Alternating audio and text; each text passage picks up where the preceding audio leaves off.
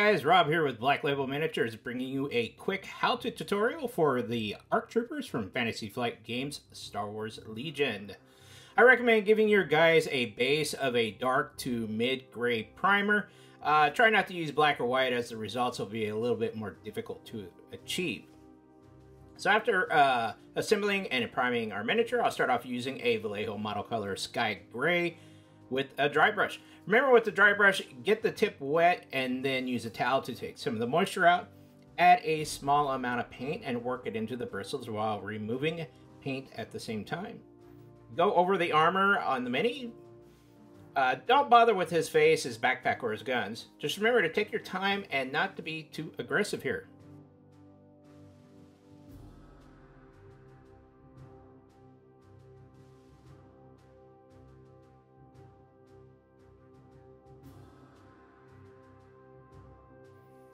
This time using white-gray color, we will do the same as before, but this time try and leave the previous color showing in the deepest recesses.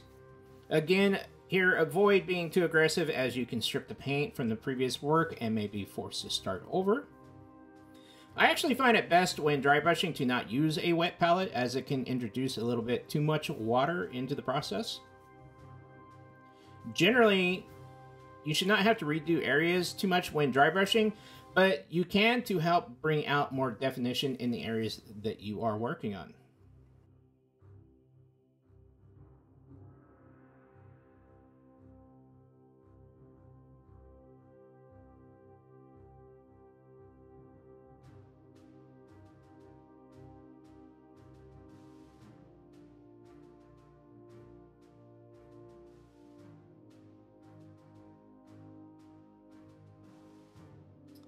Now using an off-white color, same as the previous steps, you'll want to apply even less force on this than you did on the last two steps, so that the brush mainly focuses on the raised or less defined areas and starts to create a nice gradient from one color to the next.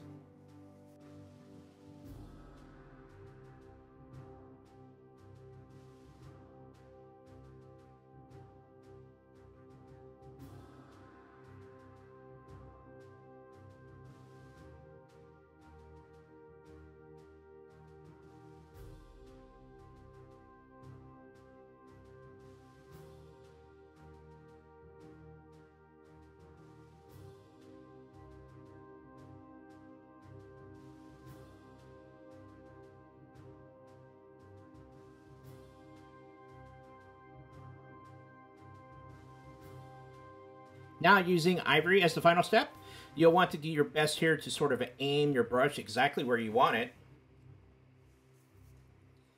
Also, the Vallejo ivory is usually a little bit thinner, and you'll need to work that paint out of the brushes a little bit more than with your other ones. Now, do you have to use all these four colors? Probably not. You can maybe skip the white-gray step. I just did it because I did not want that contrast look on the models too much. Now, also with this method here, I find that you can avoid doing those painful wash sessions that everyone hates on stormtroopers and clones in general.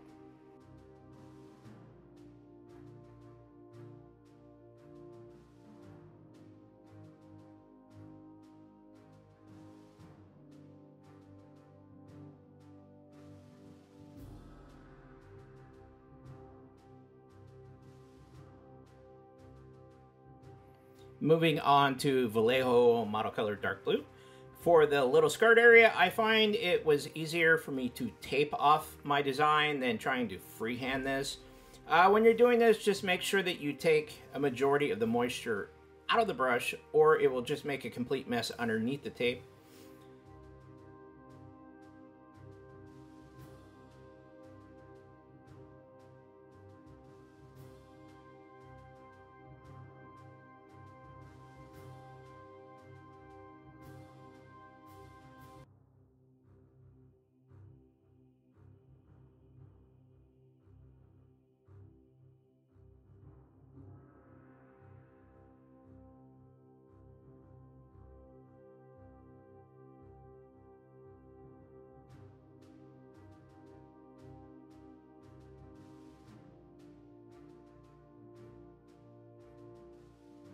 Now, after doing both sides, remove the tape and clean up the edges.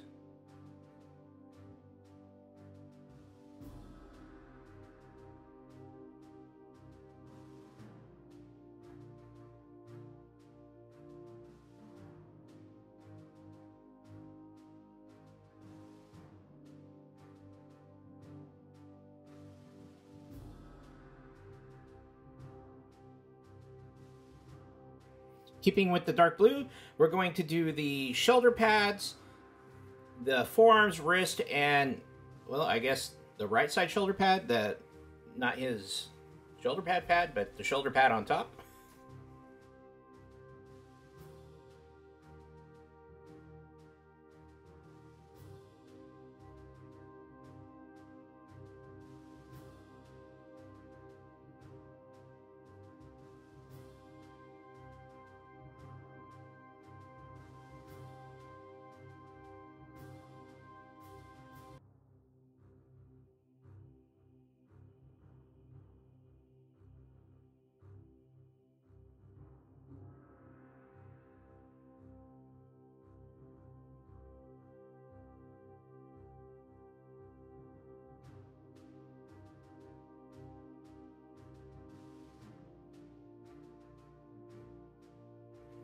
Now to shade the blue areas, what I'm going to do is I'm going to take a dab of black, mix it into the blue, get it super thin, and do some dark lining into the recesses of the folds of his skirt area and his arms, anywhere where it is needed.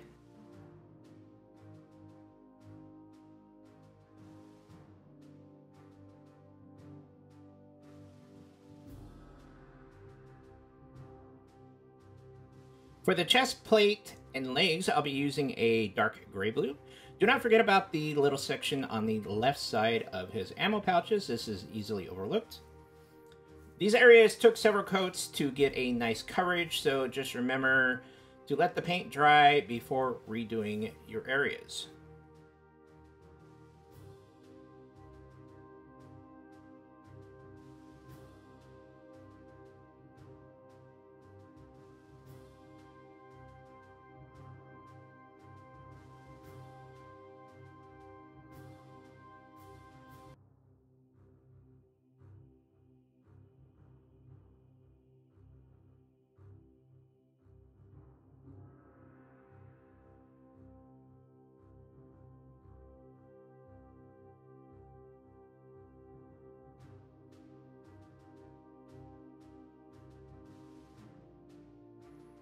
Now adding some pale blue-gray to the dark, create a simple highlight to the chest, feet, and legs.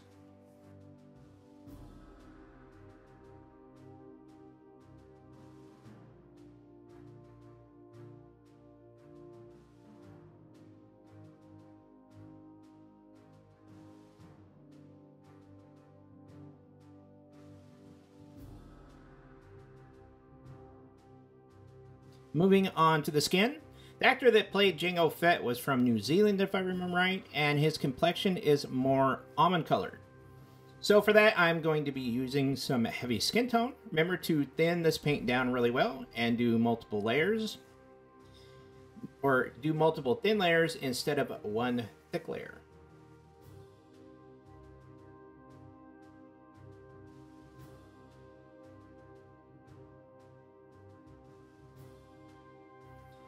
Now, instead of adding face wash here, I opted to add a small amount of black to the skin tone and attack the areas that I wanted shadowed.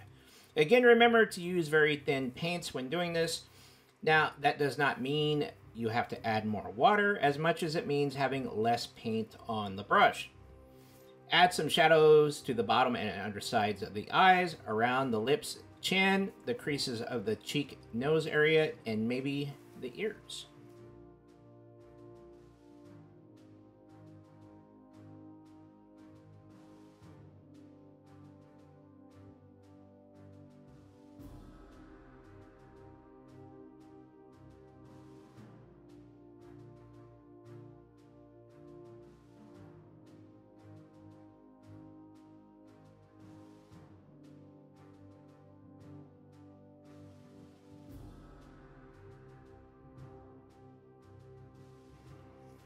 Now, after shading our face, we might as well go ahead and highlight it. To do that, add a small amount of basic skin tone or equivalent to the heavy skin tone. Again, using thin paints, highlight the forehead or brow area, the bridge of the nose, the cheeks, and the ears.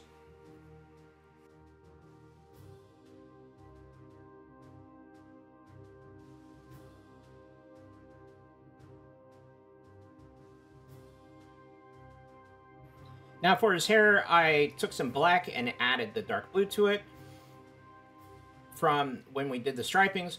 Now, you're looking for a happy medium between the two colors, and there's no need for highlighting afterwards. Now, as you can see, I've already painted his backpack, gloves, weapons, shoulder pads, as well as any clothing that's showing black. The gun was done using a silver dry brush, as well as the tubes on his backpack. Afterwards, I added some non-oil to help knock down the silver just a little bit. I also painted his little forearm rocket silver. And then I added some red, green, and blue to his wrist comms and added some to his backpack as well. After doing your base, attach your mini and your ARC troopers are ready for battle. I really enjoyed being able to paint these guys in various color schemes, but I do feel that there is a lack of reference material online for some of the lesser known squads. I hope you enjoyed this video. Remember to like and subscribe. If you want to help the channel grow or see more videos you prefer, please consider donating via PayPal or Patreon via the links below. As always, thank you for watching, and remember, if nothing else, paint something.